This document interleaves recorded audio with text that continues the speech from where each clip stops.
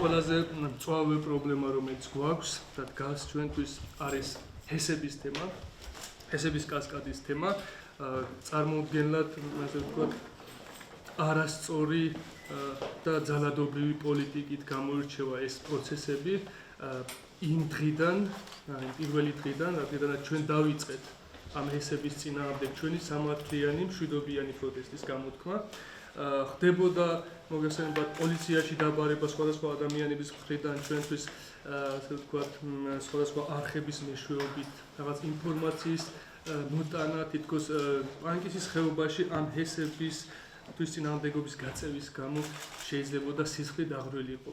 შინაგან საქმეთა სამინისტრო ნამდვილად ძალიან ღრმად არის ჩარეული ამ პროცესებში.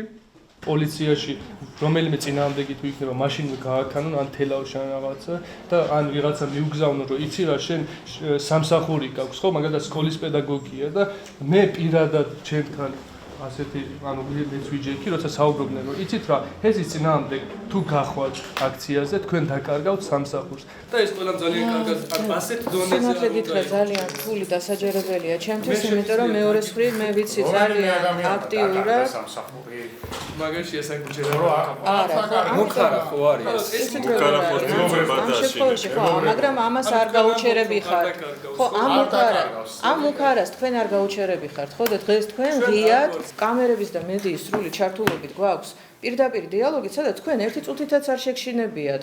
არც მუქარებზე საუბარი, არც იმე თქვენ პოზიციაზე საუბარი და შესაბამისად ეს ნიშნავს იმას, რომ თქვენ ხართ დარწმუნებული იმაში, რომ თქვენ არავინ ამისთვის მერე არ დააგსჯით. და სწორედ ეს არის ის პოლიტიკა, რომელსაც ჩვენ ვატარებთ. და პოლიტიკა არის საუბრის. ჰესი ეს არ არის ერთი ხეობის საჭიროება.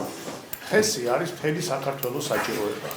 ამიტომ ყველა ხეობა საბოლოო ჯამში შეადგენს საქართველოს ერთიანობას. საქართველოს აქვს 30%-იანი დეფიციტი ელექტროენერგიისა. ნავთობის ერა ნელ-ნელა უკან მიდის, წინ ელექტრომობილების და ელექტროენერგიის ერა მოდის. საქართველოს აქვს ერთადერთი უნიკალური წყარო ჰესები. მთელი მსოფლიო, ცივილიზებული მსოფლიო, მცირე ჰესებით გადის ფონს. ამოსავალი წერტილი უნდა იყოს ერთი. თუ გარემოზე ზემოქმედების შეფასება ამბობს რომ ეს ისეთი დამაზიანებელია ბუნებისთვის არ შეიძლება, მაგრამ არა აქვს მნიშვნელობა. პირველ რიგში მთავრობა იქნება, ვინც იტყვის რომ ეს არ გაკეთდება.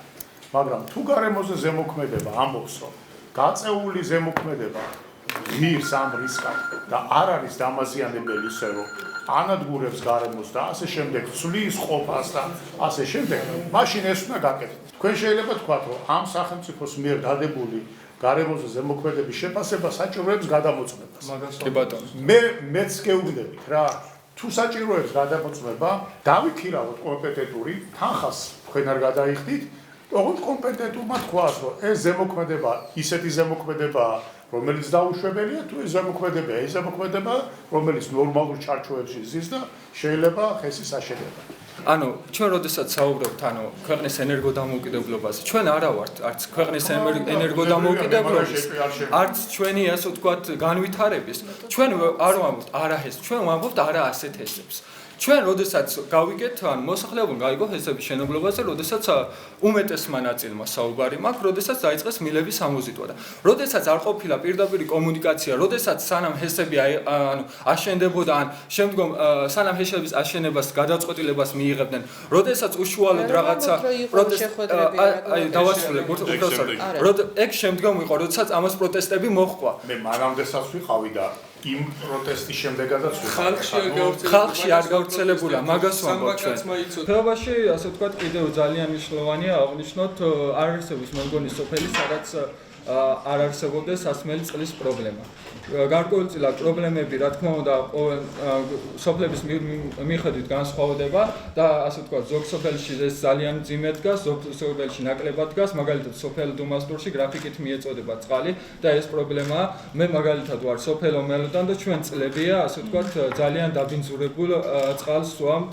ხშირია შემთხვევები, როდესაც მათ სხვადასხვა ასე ვთქვათ ჭიები თუ არ ვიცი, ვირთხებიც მოჰყვება ხოლმე იმ ასე ვთქვათ სასმელ წყალს და იჭედება ხოლმე და და წლებია ვითხოვთ ამ პრობლემის მოგვარებას, მაგრამ ამ მიმართულებით არაფერი არ გაკეთებულა და ძალიან კარგი იქნება და ეს პირველ რიგში იმიტომ არის მნიშვნელოვანი, რომ ამ სასმელ წყალს იღებენ საბავშვო ბაღში.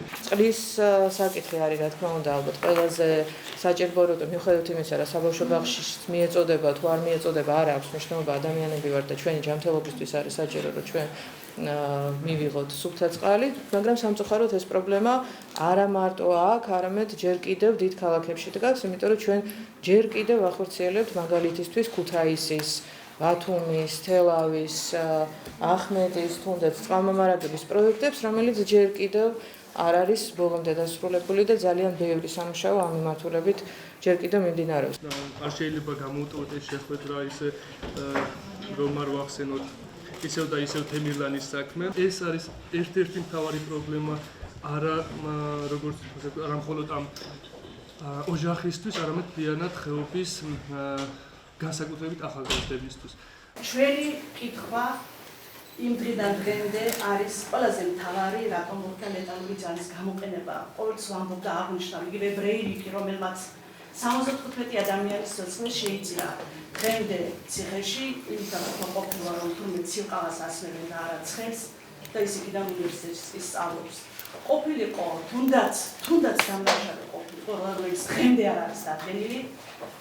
ყოფილიყო 20 წელს თუნდაც ციხეში, მაგრამ დედამისს ერთადერთი ცოცხალი დაუბრუნდებოდა. ძალიან დიდი ხილია ჩვენი. ამ დანარჩენ კითხვებზე სამწუხაროდ ერთადერთი პასუხია, რომ გამოძიებამ უნდა გაადგინოს იმ კითხვებზე პასუხი, რაც თქვენ ბრძანებთ, რაც თქვენ იკითხეთ. როგორც იმაზე თუ იყო თუ არ იყო ჩართული თემირლანის სამწუხაროდ კავშირებში, რაზეც არის ეჭვი და რაც არის დადგენილი, თუმცა ესეც გამოძიებამ უნდა დაადგინოს, ისე როგორც რამდენად მოხდა ამ შემთხვევაში ძალის გამოყენება სწორად და პროპორციულად, ასე ამ შემთხვევაში ეს არის გამოძიების დასადგენი. ურთულესი თემაა, მაგრამ რაღაცნაირად ეს სამართალი დადგება. ის რომ სამართალი დადგება, ამას წინ ხო ხედავთ, არაფერი არ უდგას.